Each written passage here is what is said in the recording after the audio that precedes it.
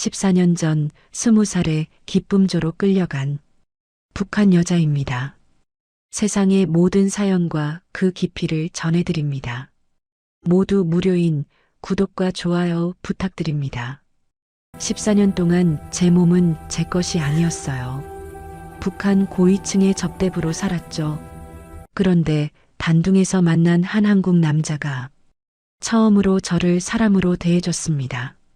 그리고 지금 34살. 늦은 나이지만 제 뱃속에는 그의 아이가 있어요. 하늘 같은 사연 지금 시작합니다. 새벽 5시 저는 작은 거울 앞에 섰어요.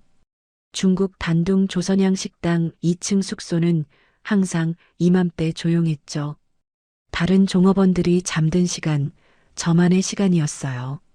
거울 속 제 얼굴을 바라봤습니다. 34살. 눈가에 잔주름이 생겼고 입가엔 웃지 않는 사람의 선이 그어져 있었어요. 한때는 평양에서 가장 아름다운 여자 중 하나라고 불렸는데 말이죠. 손으로 볼을 쓰다듬었어요. 차갑더군요. 제 손도 제 얼굴도 14년 동안 얼어붙은 채로 살아온 사람의 온도였습니다. 창밖으로 압록강이 보였어요. 강 너머 희미하게 불빛이 보이는 곳, 저곳이 북한이었죠. 여기 단둥에서 압록강까지는 걸어서 얼마 안 되는 거리예요. 너무 가까웠습니다. 도망칠 수도 없을 만큼 세수를 하려고 수도꼭지를 틀었어요. 차가운 물이 손을 타고 흘렀죠. 겨울 새벽이라 물이 얼음장처럼 차가웠지만 저는 개의치 않았어요. 14년 동안 훨씬 더 차가운 것들을 견뎌왔으니까요. 20살 때가 떠올랐습니다. 평양음악무용학교를 막 졸업했을 때였어요. 키가 크고 노래를 잘한다는 이유로 특별 오디션에 선발됐죠. 가수가 되는 줄 알았어요. 국가를 위해 노래하는 영광을 얻은 줄 알았습니다. 어머니는 걱정했어요. 명아야, 그런데 가지 마라. 하지만 저는 듣지 않았죠. 젊은 패기로 가득 차 있었고 제 노래 실력을 믿었으니까요. 첫날 밤을 기억합니다.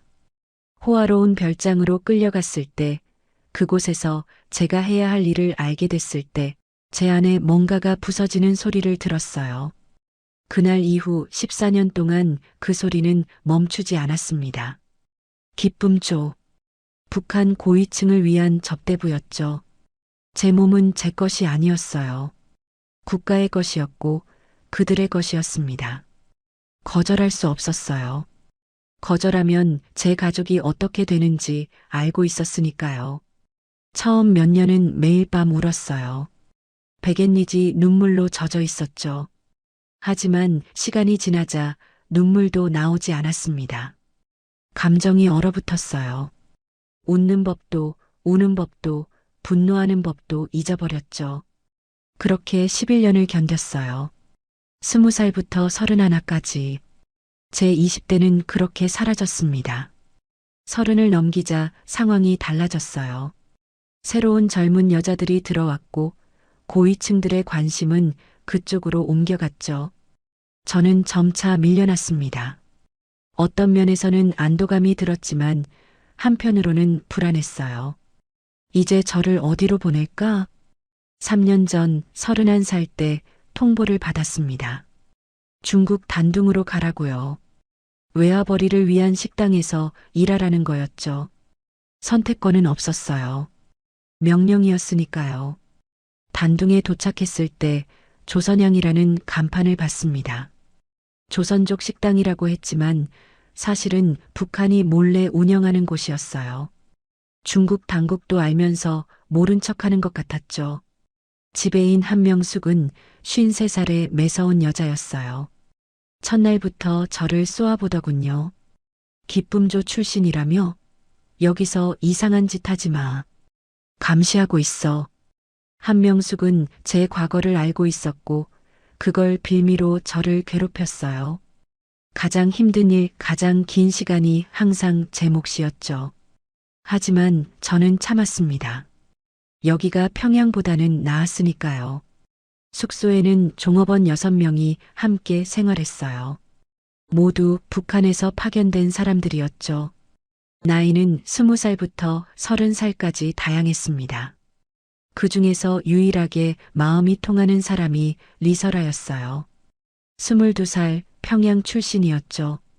해맑은 웃음을 가진 아이였는데 가끔 제 젊은 시절을 보는 것 같았어요. 설아는 몰래 한국 노래를 듣고 싶어 했습니다. 위험한 일이었지만 저는 그 마음을 이해했어요. 자유를 갈망하는 마음이었으니까요. 언니, 한국은 어떤 곳일까요? 설아가 가끔 물었어요. 저는 대답할 수 없었습니다. 한국에 대해 아는 게 없었고 상상조차 해본 적 없었으니까요. 그저 적국이라고만 배웠죠. 식당 일과는 단조로웠어요. 아침 7시에 일어나 청소하고 점심 준비하고 손님 맞이하고 저녁까지 일하고 밤 11시쯤 되어야 쉴 수 있었죠. 일주일에 하루도 쉬지 못했습니다. 하지만 그 단조로움이 저에게는 안정감을 주기도 했어요. 생각하지 않아도 되는 일상이었으니까요. 과거를 떠올리지 않아도 되는 시간들이었죠. 유일한 즐거움은 손님들 앞에서 노래를 부르는 시간이었어요. 하루에 3번, 점심과 저녁 시간에 북한 전통 노래를 불렀죠. 노래할 때만큼은 잠시 숨을 쉴 수 있었습니다. 제 목소리는 나이가 들면서 더 깊어졌어요. 14년의 아픔이 목소리에 녹아들어 듣는 사람의 가슴을 울리는 힘이 생겼죠. 손님들은 제 노래에 박수를 보냈지만 저는 그저 무표정하게 고개만 숙였습니다. 매일 밤 잠들기 전 거울을 봤어요. 34살 리명화. 기쁨조 출신, 중국 파견 종업원. 이게 제 전부였습니다. 꿈이 뭐냐고 누가 물으면 대답할 수 없었어요. 14년 동안 꿈 같은 건 생각해 본 적이 없었으니까요. 살아남는 것, 그게 전부였습니다. 그런데 그날 모든 게 바뀌기 시작했어요. 평범한 점심시간이었어요. 손님들이 삼삼오오 들어와 자리에 앉았죠. 저는 늘 하던 대로 물을 따르고 메뉴판을 건넸습니다. 문이 열리고 한 남자가 들어왔어요. 40살쯤 되어 보이는 한국 사람이었죠. 회색 정장을 입고 있었고 혼자였습니다. 다른 한국 손님들과는 달랐어요. 시끄럽게 떠들지도 않고 술에 취하지도 않았죠. 조용히 자리에 앉아 메뉴판을 봤습니다. 제가 다가갔어요. 어서 오세요. 주문하시겠어요? 남자가 고개를 들어 저를 봤습니다. 그 눈빛이 달랐어요. 14년 동안 수없이 많은 남자들을 봤지만 이런 눈빛은 처음이었죠. 호기심도 욕망도 아니었어요. 그저 한 사람을 바라보는 눈빛이었습니다. 냉면 주세요. 그가 말했어요.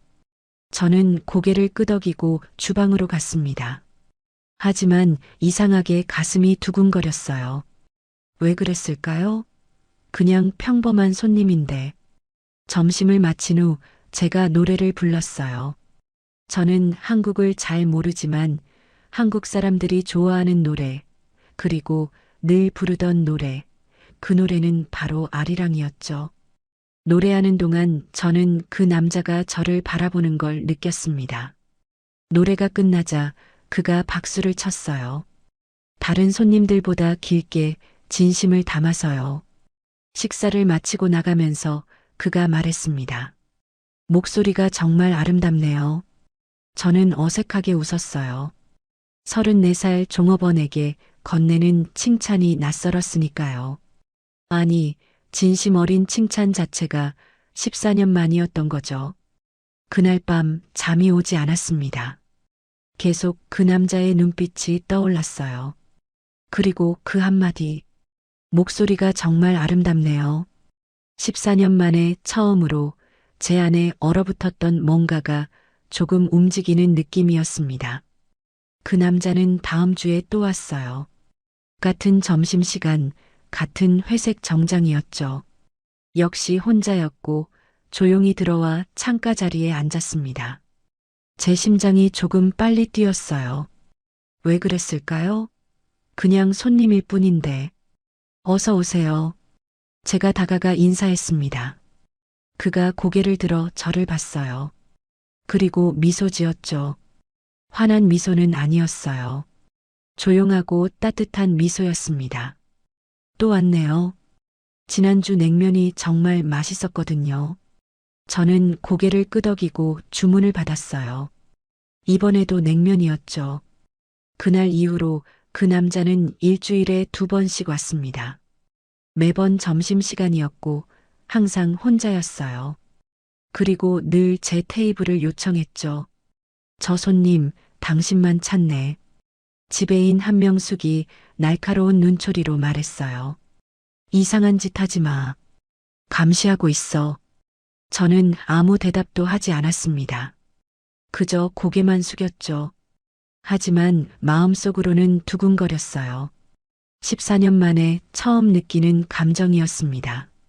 한 달쯤 지났을 때였어요. 그 남자가 식사를 마치고 조용히 말했습니다. 이름이 뭐예요?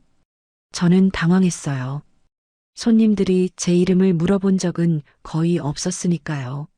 리명화입니다. 명화 씨. 그가 제 이름을 불렀어요. 좋은 이름이네요. 밝을 명의 꽃화잖아요. 제 이름의 뜻을 아는 한국 사람이라니. 저는 놀랐지만 표정을 숨겼어요. 감사합니다. 저는 강민수예요. 민수라고 불러주세요. 민수. 그의 이름을 알게 된 순간 뭔가 달라진 느낌이었어요. 다음 주 민수가 또 왔을 때 조심스럽게 대화가 시작됐어요. 명아 씨는 어디 출신이에요? 평양입니다. 평양이요? 음악의 도시죠. 명아 씨 목소리를 들으면 그게 느껴져요. 저는 놀랐어요. 평양을 음악의 도시라고 표현하는 한국 사람이라니. 민수 씨는 무슨 일 하세요? 무역 일해요. 단둥이랑 서울을 오가면서 일하죠. 서울. 그곳이 한국의 수도라는 건 알고 있었어요. 하지만 어떤 곳인지는 상상조차 할 수 없었죠. 서울은 어떤 곳인가요? 민수의 눈빛이 부드러워졌어요. 바쁘고 복잡한 곳이에요. 하지만 자유로운 곳이기도 하죠. 사람들이 각자 원하는 대로 살 수 있는 곳이에요. 자유. 그 단어가 제 가슴에 박혔습니다. 몇 주가 지나면서 우리는 조금씩 더 이야기를 나눴어요. 물론 아주 조심스럽게요. 한명숙의 감시가 있었으니까요. 민수는 제게 한국에 대해 조금씩 들려줬어요. 서울의 번화한 거리, 자유롭게 드나드는 카페, 원하는 음악을 들을 수 있는 것, 밤늦게까지 켜져 있는 불빛들. 저에게는 모두 동화 같은 이야기였죠. 명아 씨도 언젠가 그런 곳에서 살 수 있으면 좋겠어요. 민수의 말에 저는 쓸쓸하게 웃었어요. 저 같은 사람은요. 불가능한 일이에요. 왜요? 저는 대답할 수 없었습니다. 제 과거를 기쁨조 출신이라는 것을 14년의 상처를 어떻게 설명할 수 있을까요?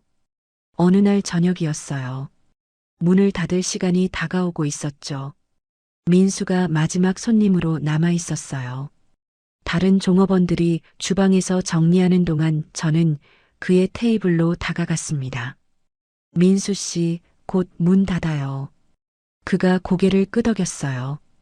그런데 일어서면서 작은 봉투를 제 손에 쥐어줬습니다. 이거 명아 씨께 드리고 싶었어요. 저는 당황해서 손을 뒤로 뺐어요. 안 돼요. 받을 수 없어요. 괜찮아요. 아주 작은 거예요. 화장실에서 열어보세요. 그가 나간 후 저는 봉투를 주머니에 넣고 화장실로 갔어요. 손이 떨렸습니다. 봉투를 열었죠. 안에는 작은 은팔찌가 들어 있었어요. 화려하지 않았어요. 얇은 은으로 만든 단순한 팔찌였죠. 하지만 제게는 14년 만에 처음 받는 선물이었습니다. 누군가 저를 생각해서 저를 위해서 준비한 선물. 눈물이 났어요.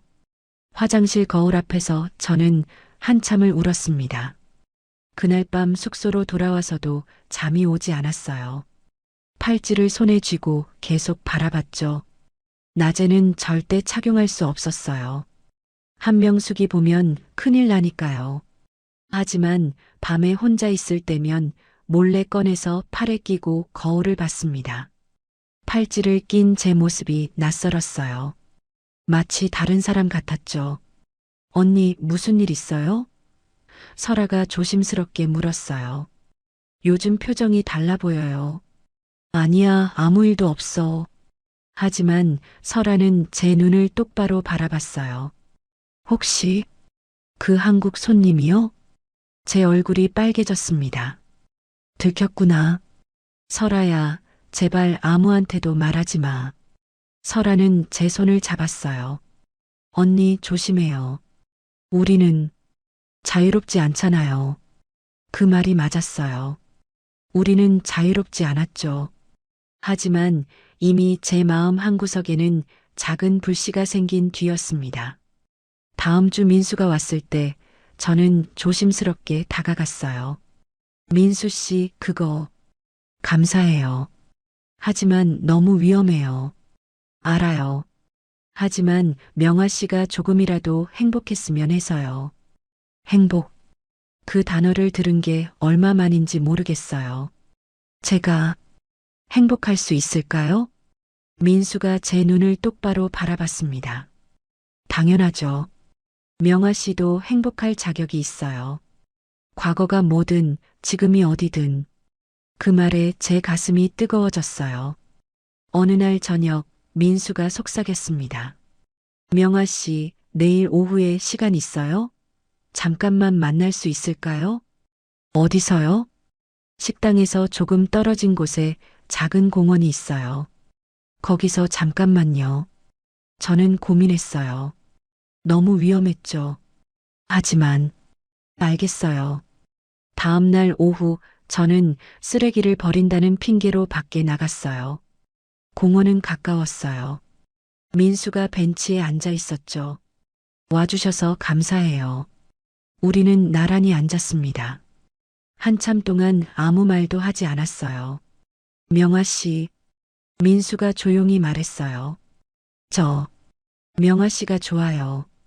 제 심장이 멈추는 것 같았어요.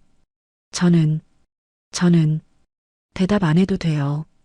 그냥 제 마음을 알아주셨으면 해서요. 저는 눈물이 날 것 같았어요. 민수 씨는 저에 대해 아무것도 몰라요. 제 과거를, 제가 어떤 사람인지 알고 싶어요. 천천히 명아 씨가 말하고 싶을 때 들려주세요. 그날 저는 처음으로 깨달았어요. 14년 만에 처음으로 누군가 저를 한 사람으로 봐주고 있다는 것을. 숙소로 돌아오는 길, 제 발걸음은 가벼웠습니다. 34살 이명아. 얼어붙었던 제 마음에 작은 봄이 찾아오고 있었어요. 그날 오후부터 하늘이 어두워지기 시작했어요. 단둥의 여름 장마철이었죠. 구름이 낮게 깔리더니 곧 굵은 빗방울이 떨어지기 시작했습니다. 저녁 무렵에는 폭우가 쏟아졌어요. 천둥이 치고 번개가 번쩍였죠. 손님들이 거의 오지 않았습니다. 오늘은 일찍 닫자. 한명숙이 말했어요. 어차피 손님도 없는데. 저녁 8시 우리는 서둘러 정리를 시작했어요. 그때 문이 열렸습니다. 민수였어요. 비에 흠뻑 젖은 채로 들어왔죠. 죄송해요. 아직 식사 가능할까요? 한명숙이 짜증스럽게 대답했어요. 손님, 오늘은 일찍 닫아요. 그럼 민수가 저를 봤어요. 명아 씨, 잠깐 나올 수 있어요? 제 심장이 빠르게 뛰었습니다. 손님, 안 돼요. 종업원이 근무 시간에 나갈 수 없어요. 한명숙이 가로막았죠. 중요한 일이에요. 10분만요. 한명숙이 저를 날카롭게 쳐다봤어요. 하지만 민수가 돈을 몇 장 꺼내 테이블에 놓자 표정이 바뀌었습니다. 10분이에요. 그 이상은 안 돼요. 저는 얼떨결에 밖으로 나갔어요. 빗줄기가 거세게 쏟아지고 있었죠. 민수가 우산을 펼쳐 제 머리 위로 받쳐줬습니다. 미안해요. 갑자기 이렇게 부르면 곤란하시죠?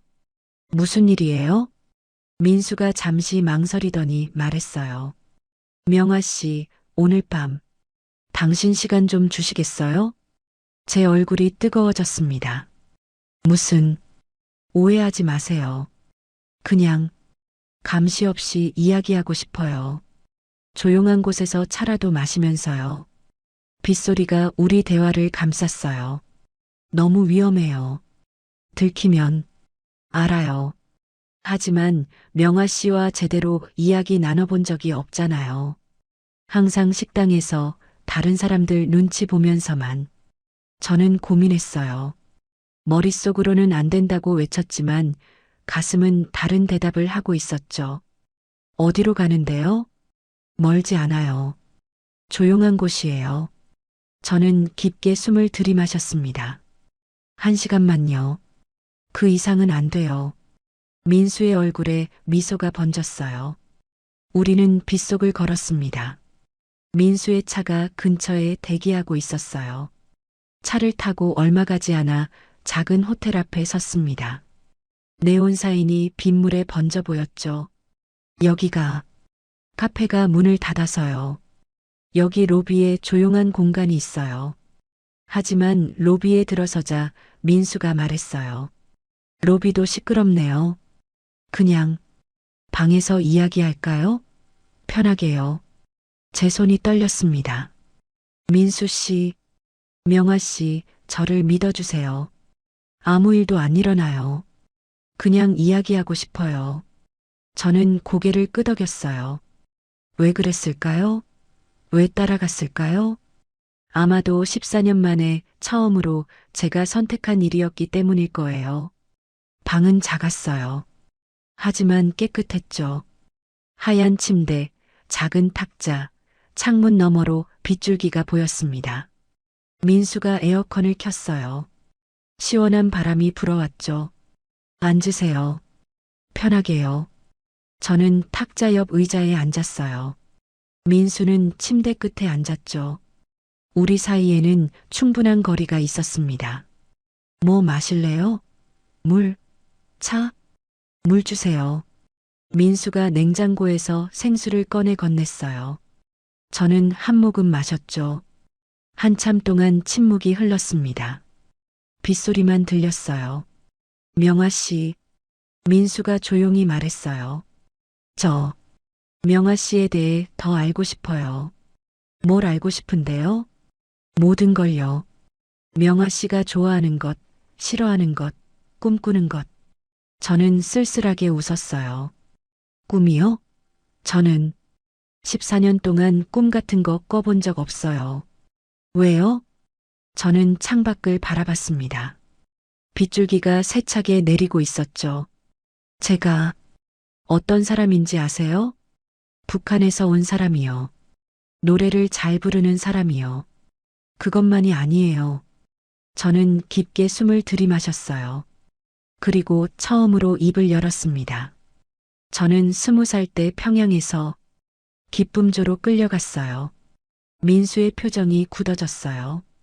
14년 동안 저는 제 몸이 제 것이 아니었어요. 국가의 것이었고 그들의 것이었죠. 말하면서 눈물이 났어요. 14년 동안 누구에게도 말하지 못했던 이야기였으니까요. 매일 밤 죽고 싶었어요.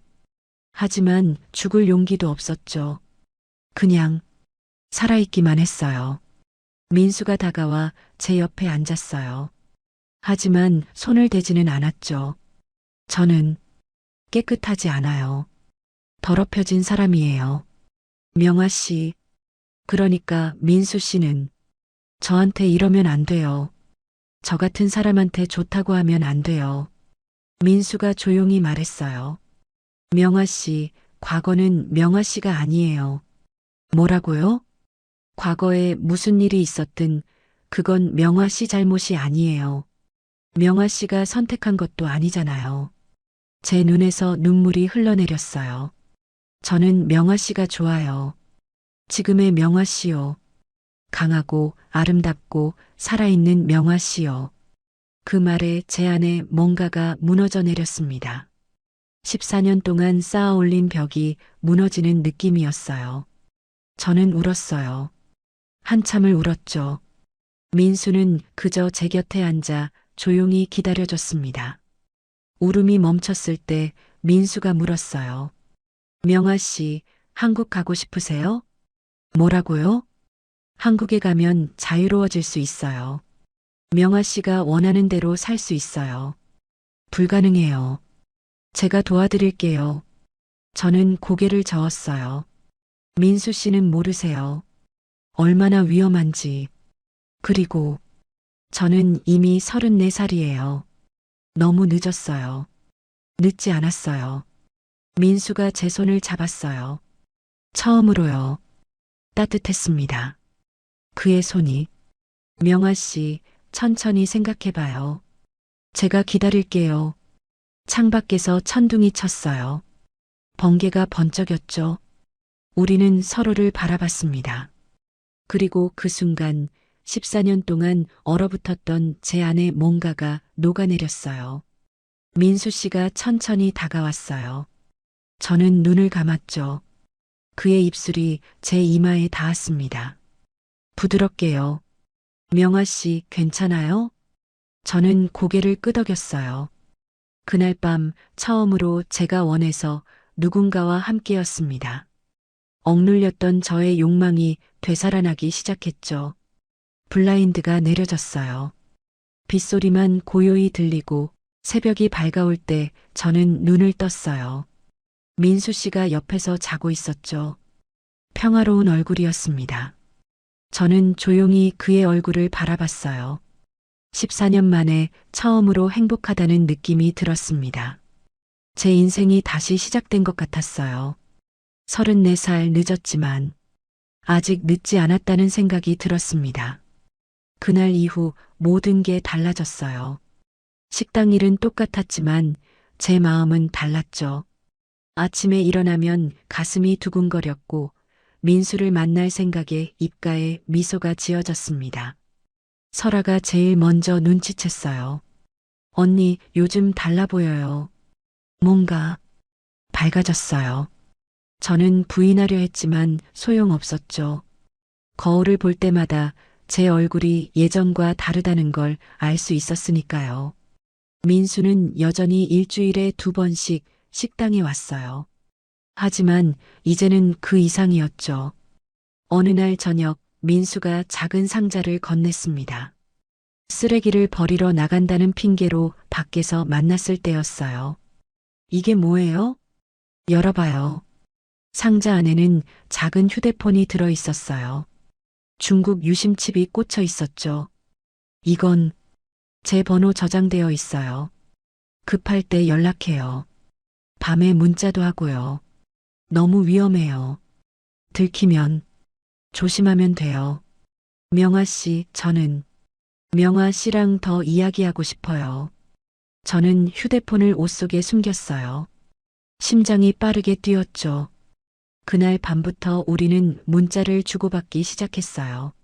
화장실에 숨어서, 이불 속에서, 다른 종업원들이 잠든 새벽에 저는 처음으로 누군가와 자유롭게 대화를 나눴습니다. 오늘 점심 맛있었어요. 명아 씨 목소리 듣고 싶네요. 잘 자요. 좋은 꿈 꿔요. 짧은 문자였지만 제게는 세상 전부였어요. 일주일에 한두 번 저는 몰래 민수를 만났습니다. 쓰레기를 버린다는 핑계로, 장을 본다는 핑계로, 은행에 간다는 핑계로 한명숙의 눈을 피해 조심스럽게 움직였죠. 민수는 저를 작은 식당에 데려갔어요. 한국인이 운영하는 허름한 곳이었지만 저에게는 특별했습니다. 비빔밥 먹어봤어요? 아니요. 그럼 오늘 먹어봐요. 비빔밥이 나왔을 때 저는 놀랐어요. 밥에 각종 야채가 가득했었고 고추장과 계란 후라이가 올려져 있어요. 이렇게 먹는 거예요. 민수 씨가 시범을 보여줬습니다. 한 입 먹었을 때 달콤한 참기름 냄새와 신선한 야채의 맛이 입안에 퍼졌어요. 맛있었습니다. 어때요? 맛있어요. 민수 씨가 웃었어요. 제가 행복해하는 모습을 보며 기뻐하는 얼굴이었죠. 한국 가면 더 맛있는 음식 많아요. 명아 씨 좋아할 거예요. 한국. 그 단어가 점점 현실적으로 느껴지기 시작했어요. 어느 토요일 저녁 민수가 저를 영화관에 데려갔습니다. 영화 본 적 있어요? 평양에서 몇 번. 선전 영화요. 오늘은 진짜 영화 봐요. 어두운 상영관에 앉았을 때 저는 긴장했어요. 사람들이 많았고 불이 꺼졌죠. 민수가 제 손을 잡았습니다. 어둠 속에서요. 영화 내용은 잘 기억나지 않아요. 그저 민수의 손만 느껴졌으니까요. 따뜻했고 단단했고 안전했습니다. 영화가 끝나고 밖으로 나왔을 때 저는 말했어요. 이게 평범한 사람들의 삶이구나. 뭐가요? 비빔밥 먹고 영화 보고 손잡고 걷는 거요. 이게 평범한 사람들이 하는 거잖아요. 민수가 걸음을 멈췄어요. 명아 씨도 평범한 사람이에요. 평범하게 행복할 자격이 있어요. 그 말에 제 눈시울이 뜨거워졌습니다. 하지만 현실은 녹록지 않았어요. 한명숙의 감시가 점점 심해졌죠. 리명아, 요즘 자주 나가는데? 무슨 일 하는 거야? 장 보러 가요. 필요한 거 사러요. 거짓말하지 마. 내가 다 보고 있어. 한명숙의 눈빛이 날카로워졌어요. 저는 더 조심해야 했습니다. 석 달쯤 지났을 때였어요. 민수가 조심스럽게 물었습니다. 명아 씨, 한국 가는 거 생각해 봤어요? 우리는 강변 벤치에 앉아 있었어요. 압록강이 조용히 흐르고 있었죠. 민수 씨, 저는 진심이에요. 명아 씨랑 함께 한국에 가고 싶어요. 불가능해요. 왜요? 저는 강을 바라봤습니다. 제가 여기를 떠나면 평양에 있는 제 가족들이 어떻게 될지 알아요? 알아요. 하지만 어머니, 동생, 그들은 정치범 수용소로 갈 거예요. 제 때문에요. 민수가 제 손을 잡았어요. 그럼 명아 씨는 평생 여기 갇혀 살 거예요? 가족 때문에? 저는 대답할 수 없었어요. 명아 씨 인생도 소중해요. 명아 씨 행복도 중요해요. 하지만 천천히 생각해요. 제가 기다릴게요. 그날 밤 숙소로 돌아왔을 때 저는 한참을 고민했어요. 한국, 자유, 행복. 하지만 그 대가로 제 가족들이 고통받는다면? 며칠 후 또 다른 일이 생겼어요. 아침에 일어났을 때 속이 메스꺼웠어요. 화장실로 달려가 토했죠. 언니 괜찮아요? 설아가 걱정스럽게 물었습니다. 응, 괜찮아. 그냥 체한 것 같아. 하지만 그 다음 날도 같은 증상이 계속됐어요. 그리고 어느 날 아침 깨달았습니다. 생리가 멈췄다는 것을요. 제 손이 떨렸어요. 혹시, 설마, 민수에게 문자를 보냈습니다. 급히 만나야 해요. 그날 저녁 우리는 강변에서 만났어요. 무슨 일이에요? 민수가 걱정스럽게 물었죠. 저는 떨리는 목소리로 말했습니다. 민수 씨, 저 생리가 안 와요. 민수의 표정이 굳어졌어요. 얼마나 됐어요? 한 달 반쯤이요. 그리고 아침마다 토해요. 민수가 제 손을 꽉 잡았습니다. 병원 가봐야 해요. 안 돼요. 여기서 병원 가면 들통나요. 그럼 우리는 서로를 바라봤어요. 만약 정말 임신이라면 34살 파견 종업원이 한국 남자의 아이를 임신했다면? 명아 씨, 민수가 단호하게 말했어요. 확인해야 해요. 제가 조용한 병원 알아볼게요. 저는 고개를 끄덕였습니다. 하지만 가슴 한쪽에서는 묘한 감정이 올라왔어요. 두려움과 동시에 기대였을까요?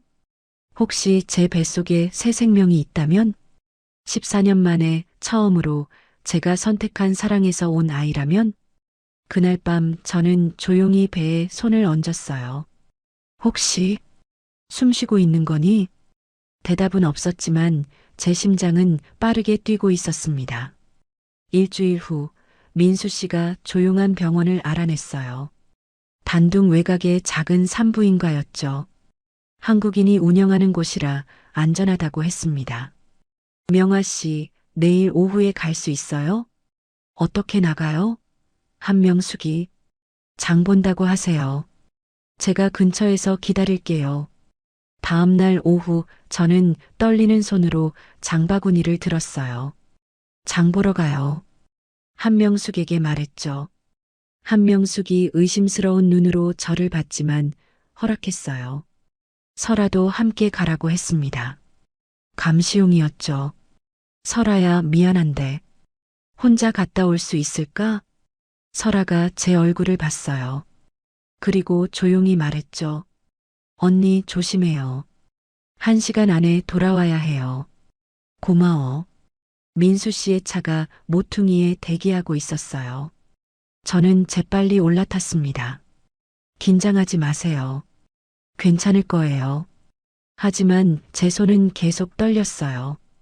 병원은 조용했어요. 환자가 많지 않았죠. 민수 씨가 미리 예약을 해놨던 것 같았어요. 의사가 우리를 진료실로 안내했습니다. 40살쯤 되어 보이는 여자 의사였어요. 친절한 얼굴이었죠. 앉으세요. 증상이 어떠세요? 저는 떨리는 목소리로 말했어요. 생리가 1달 반쯤 안 왔어요. 그리고 아침마다 토해요. 의사가 고개를 끄덕이며 검사를 시작했어요. 초음파 검사를 했습니다. 차가운 젤이 배에 발라졌고 기계가 배를 훑고 지나갔죠. 의사가 화면을 가리켰어요. 여기 보이세요? 이게 악이에요. 제 심장이 멎는 것 같았어요. 화면 속에 작은 점이 보였습니다. 아주 작은 하지만 분명히 움직이는 점. 임신 8주입니다. 축하드려요. 의사의 말이 들렸지만 저는 화면만 바라봤어요. 저 안에 생명이 있어요. 다만 의사가 조심스럽게 말했습니다. 나이가 34살이시죠? 조심하셔야 될 나이세요. 제 가슴이 철렁했어요. 위험한가요? 건강하시면 괜찮아요. 하지만 관리를 잘 하셔야 해요. 정기 검진도 중요하고요. 민수 씨가 제 손을 잡았어요. 괜찮아요. 제가 도와드릴게요. 병원을 나왔을 때 저는 멍한 상태였어요. 민수 씨의 차 안에 앉아서도 한참 아무 말도 못했죠. 명아 씨, 민수 씨가 조용히 불렀어요. 네, 우리 아기예요. 그 말에 눈물이 났어요. 민수 씨, 저는 34살이에요. 늦은 나이예요. 보통 저희 나라 사람들은 일찍 결혼해서 일찍 아기를 낳아요. 늦지 않았어요. 의사가 조심해야 할 나이라고 했어요. 건강하시면 괜찮다고 했어요. 명아 씨 건강해요. 저는 울었어요. 한참을 울었습니다. 민수 씨, 저 같은 사람이 엄마가 되어도 되나요? 민수 씨가 제 손을 꽉 잡았어요. 명아 씨는 훌륭한 엄마가 될 거예요. 저는 믿어요. 하지만 현실은 달랐어요. 숙소로 돌아가는 길, 제 머릿속은 복잡했죠. 임신, 34살, 한국 남자의 아이. 발각되면 어떻게 되는 걸까요? 그날 밤 저는 설아를 화장실로 불렀어요. 설아야, 너한테만 말할게. 설아가 긴장한 얼굴로 저를 봤어요. 언니, 무슨 일이에요? 저는 깊게 숨을 들이마셨습니다. 나 임신했어. 설아의 얼굴이 새하얗게 변했어요. 언니, 진짜요? 8주래. 오늘 병원 다녀왔어. 설아가 제 손을 붙잡았습니다. 손이 차가웠어요. 언니, 어떡해요? 들키면. 알아. 그래서 도망가야 해. 도망가요? 어디로요? 한국. 설아가 눈을 크게 떴어요. 한국요? 그럼 언니 가족들은 제 가슴이 찢어지는 것 같았어요. 알아. 어머니랑 동생. 그들은 수용소로 갈 거야. 그런데도요? 저는 배에 손을 얹었어요. 하지만 이 아이는 저한테는 마지막 기회일지도 몰라. 34살 늦은 나이잖아. 설아가 울기 시작했어요. 언니, 저도 데려가 주세요. 뭐, 저도 여기서 평생 살고 싶지 않아요. 언니 따라갈게요. 저는 설아를 꼭 안았습니다. 설아야, 고마워. 하지만 너무 위험해. 언니 혼자보다 둘이 더 나아요. 제가 도와줄게요. 우리는 한참을 껴안고 울었어요. 다음 날 민수 씨에게 말했습니다. 민수 씨, 저 결심했어요. 뭐요? 한국에 갈게요. 이 아기랑 함께요. 민수 씨의 눈에 눈물이 고였어요. 명아 씨, 하지만 설아도 같이 가야 해요. 혼자 두고 갈 수 없어요. 알겠어요.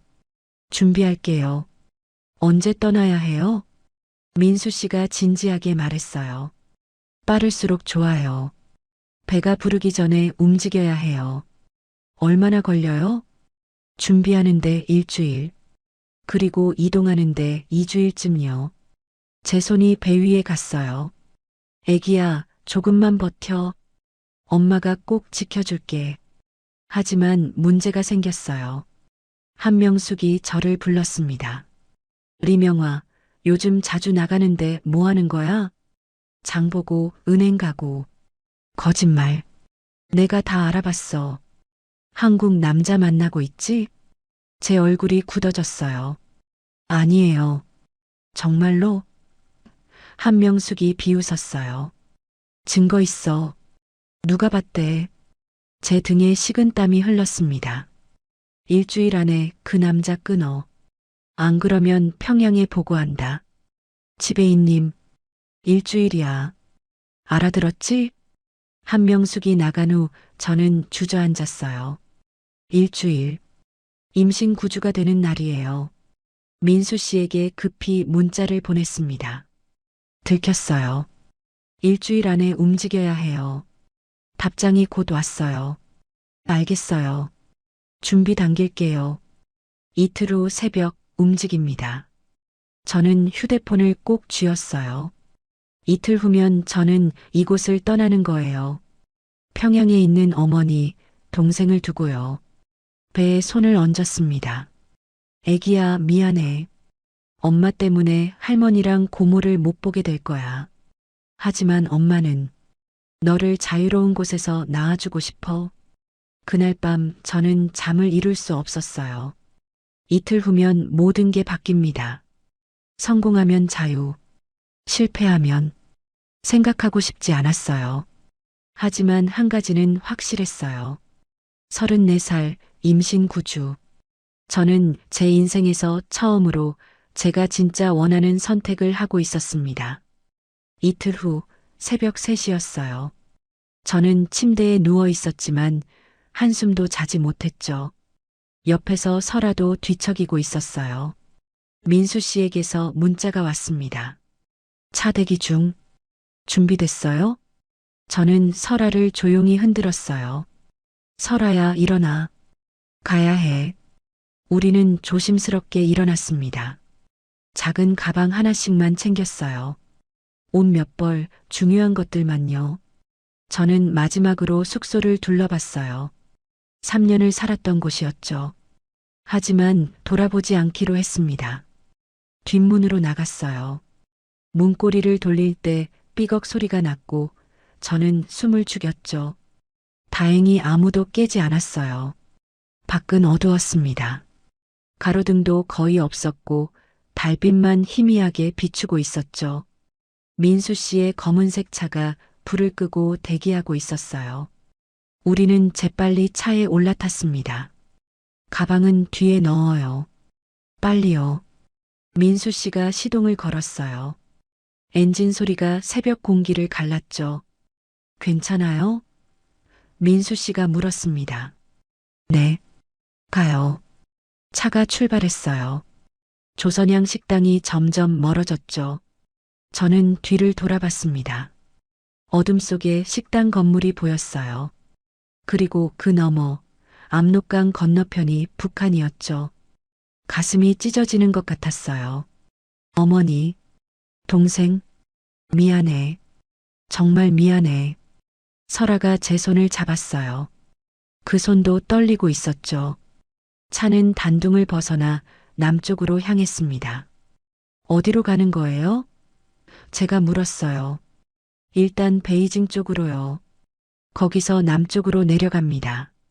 얼마나 걸려요? 운남성까지. 며칠 걸릴 거예요. 쉬엄쉬엄 가야 해요. 검문소도 있고요. 며칠. 임신 9주의 몸으로요. 밤새 차를 달렸어요. 새벽 무렵 작은 모텔에 들어가 잠시 쉬었죠. 하지만 저는 잠을 잘 수 없었어요. 속이 울렁거렸고 불안감이 밀려왔습니다. 화장실로 달려가 토했어요. 설아가 등을 쓸어주었죠. 언니 괜찮아요? 응. 입덧이야. 약은요? 없어. 그냥 참아야 해. 다음 날 아침 다시 출발했어요. 고속도로를 달렸습니다. 창밖으로 중국의 광활한 풍경이 펼쳐졌죠. 하지만 저는 그 풍경을 즐길 여유가 없었어요. 계속 속이 메스꺼웠고 몸이 나른했습니다. 명아 씨, 물 마셔요. 민수 씨가 생수를 건넸어요. 고마워요. 한 모금 마셨지만 곧 토할 것 같았어요. 조금만 참아요. 곧 쉴게요. 점심때쯤 휴게소에 들렀어요. 민수 씨가 음식을 사왔지만 저는 먹을 수 없었죠. 드셔야 해요. 아기 위해서라도요. 먹으면 토해요.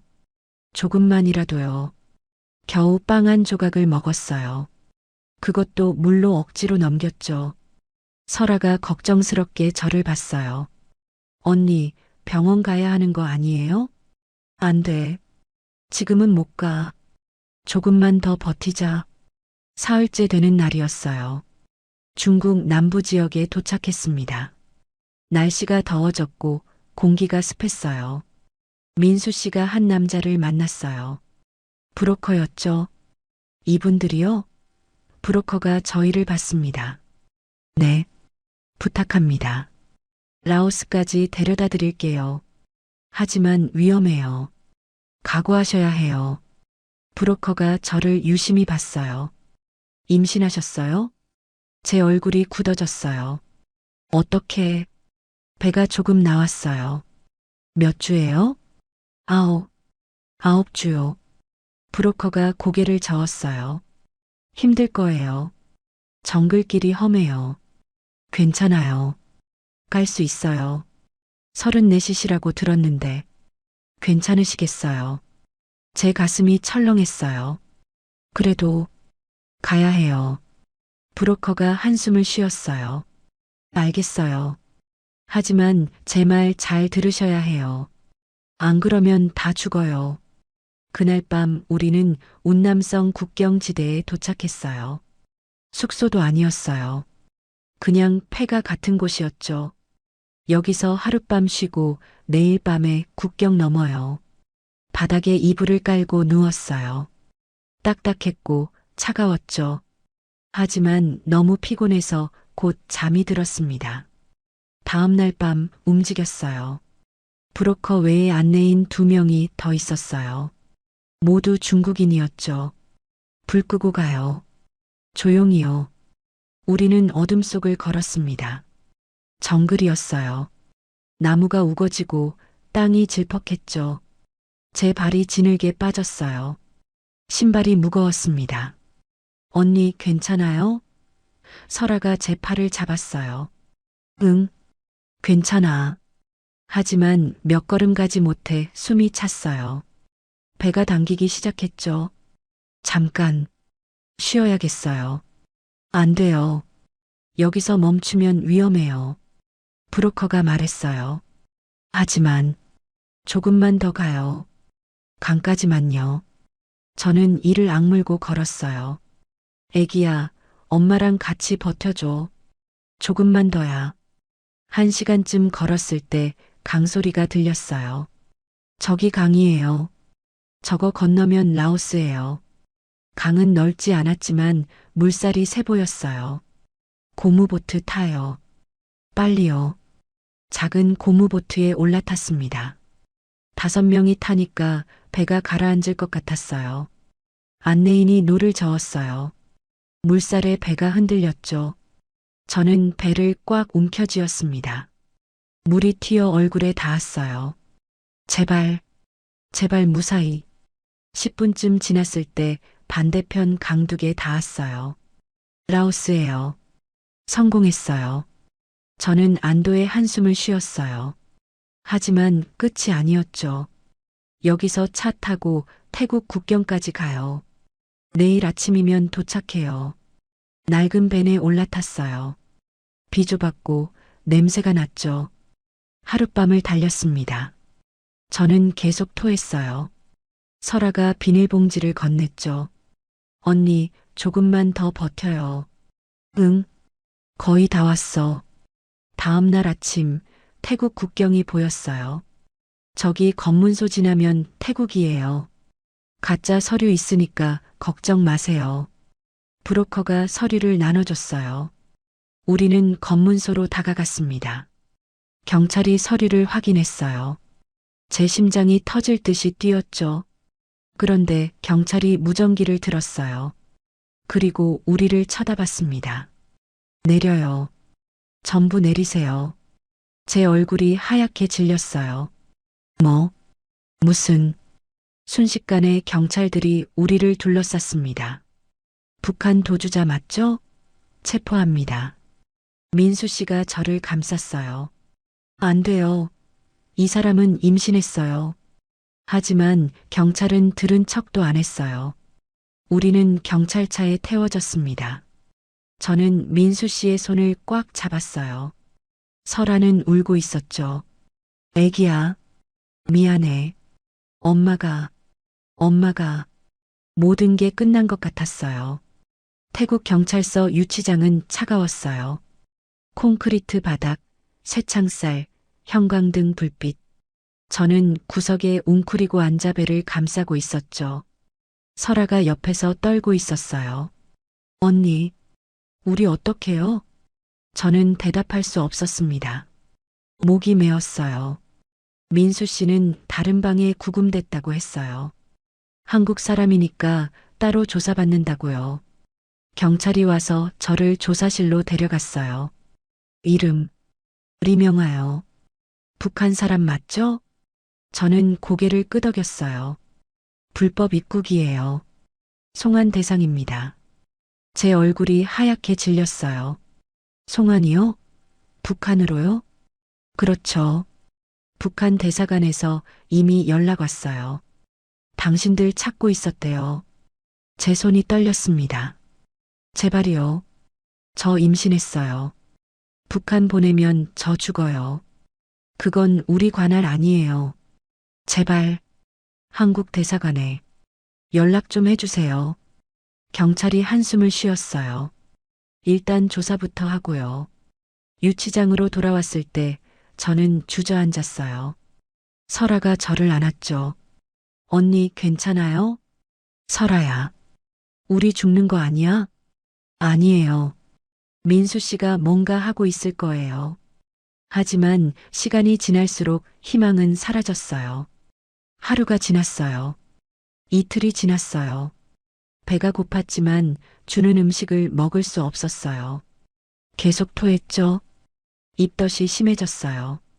아침마다 화장실로 달려가 토했습니다. 임신부예요. 병원 보내주세요. 설아가 경찰에게 소리쳤어요. 조용히 해. 곧 처리될 거야. 처리. 그게 뭘 의미하는지 알고 있었어요. 북한 송환이요. 사흘째 되던 날 민수 씨를 잠깐 볼 수 있었어요. 쇠창살 너머였죠. 손도 잡을 수 없었어요. 명아 씨, 민수 씨의 목소리가 떨렸어요. 민수 씨, 괜찮아요? 아기는요? 모르겠어요. 계속 토하고 배가 당겨요. 민수 씨의 눈에 눈물이 고였어요. 미안해요. 제가 제대로 준비 못해서. 아니에요. 민수 씨 잘못 없어요. 한국 대사관에 연락했어요. 변호사 보낸다고 했어요. 정말요? 명아 씨, 조금만 버텨요. 꼭 구해낼게요. 경찰이 민수 씨를 끌고 갔어요. 저는 쇠창살을 붙잡고 울었습니다. 일주일이 지났어요. 임신 10주 차예요. 배가 조금씩 나오기 시작했죠. 저는 밤마다 배를 쓰다듬었어요. 애기야, 미안해. 엄마가 너를 이런 곳에. 설아가 제 등을 두드려줬어요. 언니, 우리 나갈 수 있을 거예요. 어떻게? 북한이 우리 송환하라고 압박하잖아. 한국 대사관도 우리 보호하려고 할 거예요. 하지만 현실은 달랐어요. 열흘째 되던 날 경찰이 왔어요. 리명화, 리설아. 내일 북한 대사관 직원이 와요. 인계 절차 시작합니다. 제 심장이 멎는 것 같았어요. 안 돼요. 제발요. 법대로 하는 거예요. 저 임신했다고요. 아기 있어요. 북한으로 돌아가서 낳으세요. 설아가 울부짖었어요. 안 돼요. 우리 죽어요. 북한 가면 죽는다고요. 하지만 경찰은 나가버렸어요. 저는 그 자리에 주저앉았습니다. 내일이면 모든 게 끝나는 거예요. 그날 밤 저는 한숨도 잘 수 없었어요. 배에 손을 얹고 계속 울었죠. 애기야, 미안해. 엄마가 너를 지켜주지 못했어. 새벽이 되었어요. 저는 차가운 바닥에 누워 천장을 바라봤습니다. 이렇게 끝나는구나. 하지만 아침 8시쯤 갑자기 소란이 일어났어요. 경찰들이 바쁘게 움직이고 누군가 큰 소리로 이야기하는 게 들렸죠. 그리고 한국말이 들렸어요. 리명화 씨, 리설아 씨, 한국 대사관 변호사입니다. 제 심장이 뛰기 시작했어요. 경찰이 유치장 문을 열었어요. 나와요. 면회해요. 조사실로 갔어요. 거기에 정장 입은 한국 남자가 서 있었죠. 리명화 씨 맞으시죠? 저는 한국 대사관에서 나온 변호사 김준호입니다. 저는 고개를 끄덕였어요. 말이 나오지 않았죠. 임신하셨다고 들었어요. 몇 주예요? 10주 차예요. 변호사가 서류를 꺼냈어요. 우리가 태국 법원에 긴급 신청했어요. 북한 송환 중지 가처분이요. 그게 뭐예요? 일단 북한으로 보내는 걸 법적으로 막는 거예요. 그동안 우리가 당신들 한국행을 추진할 거예요. 제 눈에서 눈물이 쏟아졌어요. 정말요? 하지만 시간이 걸릴 거예요. 북한이 강하게 반발하고 있어서요. 얼마나요? 한 달. 길면 2달. 저는 배를 만졌어요. 한 달이면 임신 14주. 2달이면 많이 힘들 거예요. 견딜 수 있어요. 기다릴게요. 명화 씨. 변호사가 진지하게 말했어요. 언론에 공개할 거예요. 임신한 탈북 여성, 북한 송환 위기. 국제 여론을 만들어야 해요. 네. 뭐든지 해주세요. 그날부터 상황이 바뀌었어요. 한국 언론이 보도하기 시작했어요. 국제인권 단체들이 성명을 냈죠. 태국 정부가 압박을 받았어요. 한 달이 지났어요. 배가 확실히 나왔죠. 간수가 저를 보며 말했어요. 임신부라서 따로 방 줄게요. 음식도 좀 더 챙겨줄게요. 작은 방으로 옮겼어요. 설아와 함께요. 조금 더 따뜻했고 침대도 있었어요. 민수 씨도 한국 대사관 보호를 받게 됐다고 했어요. 2달째 되던 날 변호사가 왔어요. 얼굴에 미소가 있었죠. 명아 씨, 좋은 소식이에요. 제 심장이 뛰었어요. 태국 법원이 판결했어요. 당신들 한국행 허가했어요. 저는 그 자리에서 주저앉아 울었어요. 설아가 저를 안았고 함께 울었죠. 일주일 후 출국이에요. 인천공항으로 가는 거예요. 정말, 정말요? 네. 축하해요, 명아 씨. 당신과 아기 살았어요. 저는 배를 쓰다듬었어요. 애기야, 들었어? 우리 살았어. 한국 가는 거야. 2달간의 지옥 같은 시간이었어요. 하지만 이제 끝났어요. 34살, 임신 16주차. 저는 마침내 자유를 향해 가고 있었습니다.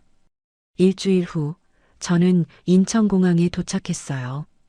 비행기에서 내려 한국 땅을 밟았을 때, 저는 그 자리에 무릎을 꿇었습니다.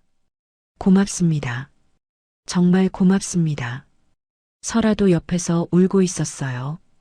국정원 직원들이 우리를 맞이했어요. 리명아 씨, 리설아 씨, 대한민국에 오신 걸 환영합니다. 환영. 그 단어가 이렇게 따뜻할 줄 몰랐어요. 공항에서 바로 조사시설로 갔어요. 일주일 동안 조사를 받았죠. 신원 확인, 탈북 경위, 북한에서의 생활. 모든 걸 말해야 했어요. 기쁨조 이야기를 할 때가 가장 힘들었어요. 14년의 상처를 다시 꺼내야 했으니까요. 하지만 조사관들은 친절했어요. 힘드시죠? 천천히 말씀하세요. 임신부시니까 무리하지 마시고요. 조사가 끝나고 하나원에 입소했어요. 탈북민 교육시설이었죠. 다른 탈북자들도 많았어요. 그때 제 배는 임신 20주였어요. 확실히 불러 있었죠. 하나원에서 한국 사회 교육을 받았어요. 한국어 표준말, 생활 규칙, 직업 훈련. 하지만 제게 가장 중요한 건 산부인과 검진이었어요.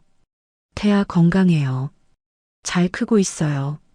의사가 말했어요.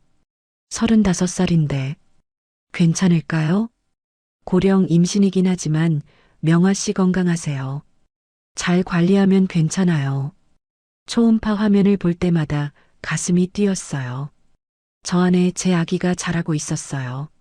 민수 씨는 태국에서 1달 후에 한국으로 돌아왔다고 했어요. 하나원에 있는 동안에는 만날 수 없었지만 편지를 주고받았죠. 명아 씨, 잘 있어요? 아기도 건강하죠? 빨리 보고 싶어요. 저도 답장을 썼어요. 잘 있어요. 아기도 건강해요. 민수 씨도 건강 챙기세요. 임신 9개월째 하나원 제유병원에서 진통이 시작됐어요. 한밤중이었죠. 배가 찢어질 듯이 아팠어요. 아파. 설아가 간호사를 불렀어요. 병원으로 급히 옮겨졌죠. 진통이 16시간 계속됐어요. 고통스러웠지만 저는 이를 악물고 버텼어요. 조금만 더요. 힘내세요. 의사가 말했어요. 으악. 그리고 마침내 울음소리가 들렸어요. 응애, 응애. 건강한 아들이에요. 축하해요. 간호사가 아기를 제 품에 안겨줬어요. 작고 따뜻한 생명이었어요. 애기야. 우리 애기. 눈물이 쏟아졌어요. 35살에 처음으로 제 아이를 낳았습니다. 이름은 강준우라고 지었어요. 민수 씨 성을 따랐죠. 준우야. 엄마가 너를 지켜냈어. 자유로운 곳에서 낳아줬어. 하나원 직원이 민수 씨에게 연락했어요. 다음 날 민수 씨가 병원으로 달려왔어요. 3달 만에 보는 얼굴이었죠. 민수 씨는 아기를 안고 울었어요. 명아 씨, 고마워요. 정말 고마워요. 민수 씨야말로요. 민수 씨 아니었으면 저희 모녀 여기 없었어요. 우리는 한참을 아기를 보며 울었습니다. 하나원 수료 후 저는 서울에 작은 아파트를 얻었어요. 정부 지원으로요. 민수 씨가 보증금을 보태줬어요. 우리 셋이 함께 살아요. 제가 책임질게요. 민수 씨, 명아 씨, 저랑 결혼해 줄래요? 제 심장이 뛰었어요. 하지만 저는 기쁨조 출신이고 35이고 그런 거 중요하지 않아요. 명아 씨와 준우, 그게 제 가족이에요. 하지만 저는 조금 기다리자고 했어요. 준우가 좀 크면요. 제가 한국 생활에 적응하면요. 그때 다시 이야기해요. 민수 씨는 이해해줬어요. 알겠어요. 기다릴게요. 그렇게 시간이 많이 흘렀어요. 저는 준우를 키우며 한국어 공부를 했어요. 나만 억양을 배웠죠. 민수 씨는 매일 퇴근 후 우리 집에 왔어요. 준우를 돌봐주고 저를 도와줬죠. 준우가 6살이 되던 해였어요. 민수 씨가 다시 물었어요. 명아 씨, 이제 결혼할까요? 저는 웃으며 고개를 끄덕였어요. 네, 좋아요. 조촐한 결혼식을 올렸어요. 하객은 많지 않았어요.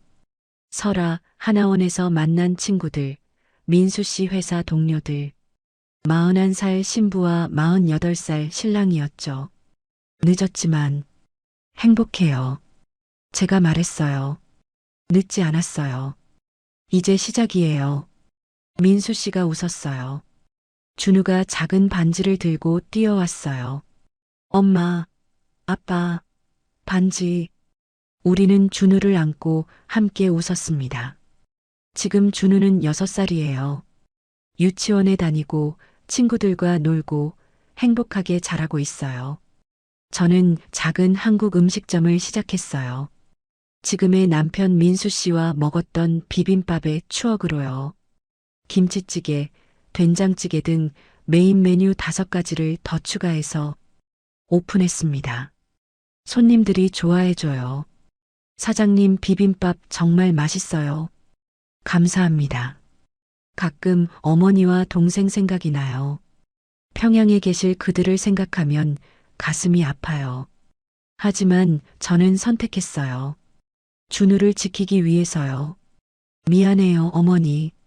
동생아. 그래도 살아야죠.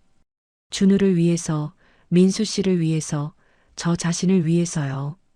어제 저녁 준우가 물었어요. 엄마, 나 어디서 왔어? 저는 준우를 안고 말했어요. 엄마 뱃속에서 왔지. 엄마가 너를 지켜서 한국까지 왔어. 엄마 대단해. 아니야. 준우가 엄마를 힘나게 해준 거야. 민수 씨가 우리를 안았어요. 우리 모두 대단해요. 우리는 함께 웃었습니다. 오늘도 저는 평범한 하루를 살아요.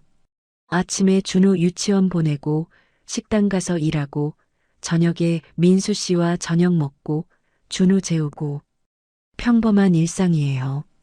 하지만 이 평범함이 얼마나 소중한지 알아요. 34살 늦은 나이에 만난 사랑, 35에 낳은 아기, 41살에 올린 결혼식. 모든 게 늦었지만 그래서 더 소중해요. 여러분, 사랑의 늦은 나이는 없습니다.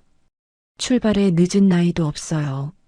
34살 기쁨조 출신이었던 제가 지금은 누군가의 아내이자 엄마로 살고 있습니다. 지금까지 41살 리명화의 이야기였습니다. 이 이야기가 여러분에게 작은 위로가 되었기를 바랍니다. 늦었다고 생각하는 순간이 가장 빠른 때입니다. 여러분의 구독과 좋아요는 더 많은 이야기를 전하는데 큰 힘이 됩니다. 다음 이야기도 기대해 주세요. 하늘 같은 사연이었습니다. 감사합니다.